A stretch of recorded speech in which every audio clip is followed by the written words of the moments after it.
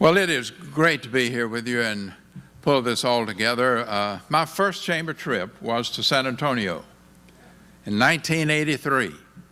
And someone was asking me last night, what difference is this trip from the one in 1983? And I said, well, the main thing is that we didn't have cell phones then. And it didn't look like half the people were dozing during the meetings, you know.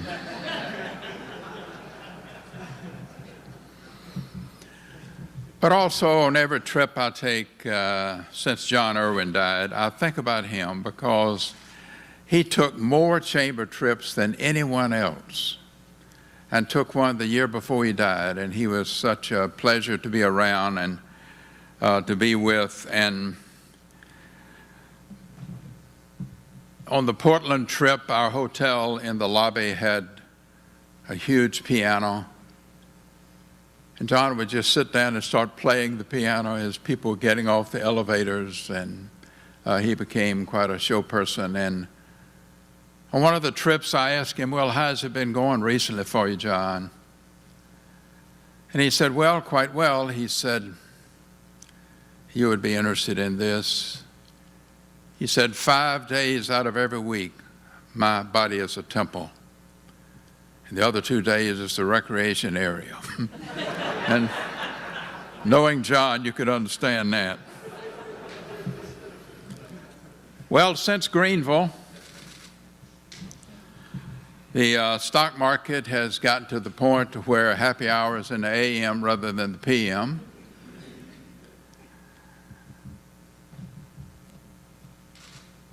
We have the same mayor, thank goodness. We have a new director of the Lexington Convention and Visitors Bureau, a new superintendent of Fayette County Schools. The Kentucky basketball team had a very good year.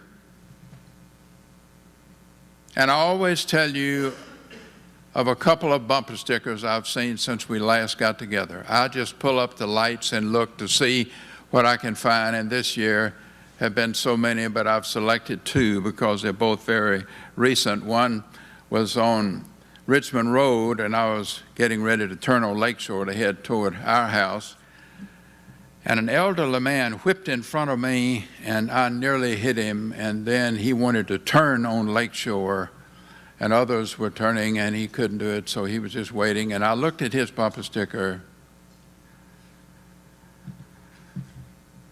and it said, I may be lost, but I'm making record time. And that can apply to a lot of us in a lot of situations. But the one that I saw last week tended to be relevant. It said, honk if you love Jesus. Text while you're driving in your meeting.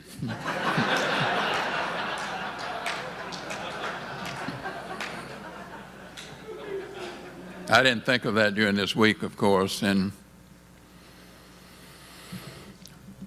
you know, between trips, you have a year, and I start thinking about what has happened since our last one.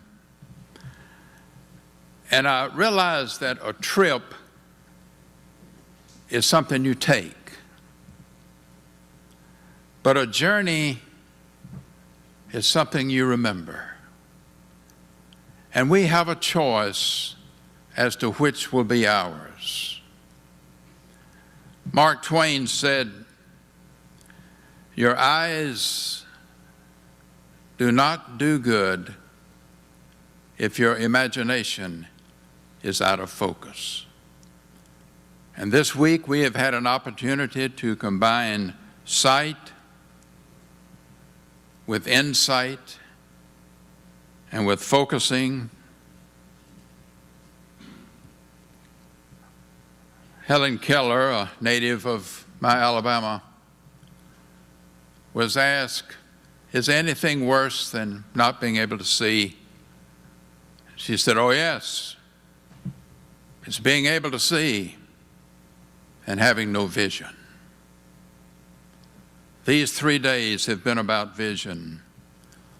And we need to combine what we see with where we deep down want to go. And don't pretend, because artificial intelligence is no match for natural stupidity.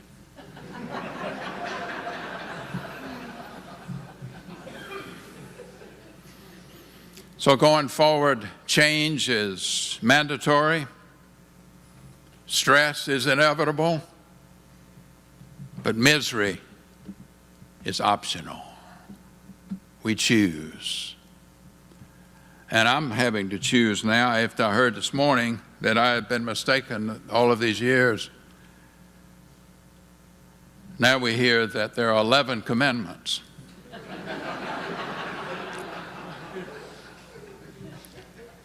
I've spent some time trying to think which one I'm going to substitute this new one for that I already have.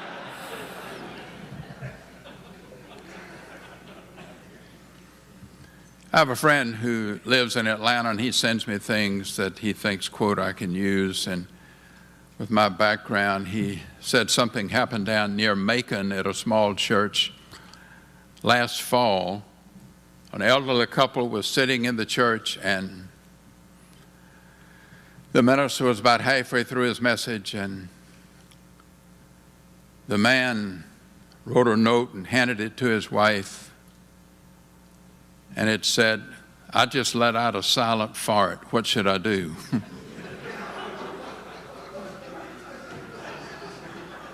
And she wrote him a note back and said, change your hearing aid batteries.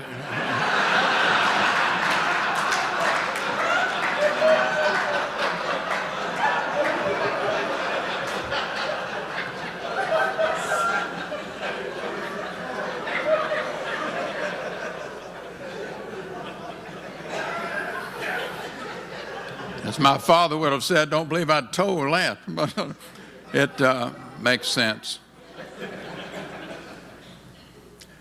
But something that we learn each year as we go back from trips is that the future is coming, but you are going to determine where it's going.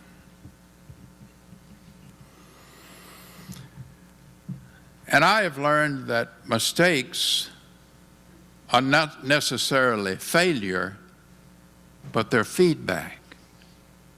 And we learn from them. And so that things that touch our eye can be deepened to touching our heart. And as we have just listened to these things, there are some that touch deeper than others, and we decide whether or not we want to go with them. But you know, procrastination is easy to fall into as a way of life. And someone sent me a story about 4 people. They were named everybody, somebody, anybody, and nobody. There was an important job to be done, and everybody was sure that somebody could do it. Anybody could have done it, but nobody did it.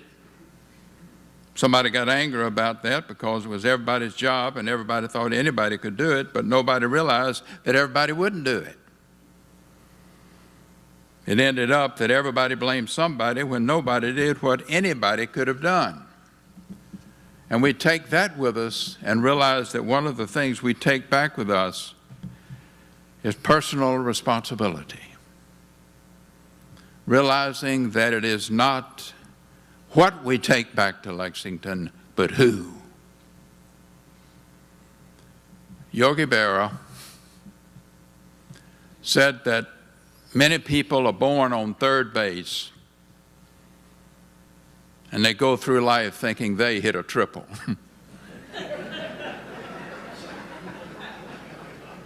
And let us return remembering that it's not where you were born, but you are at bat. Thank you very much.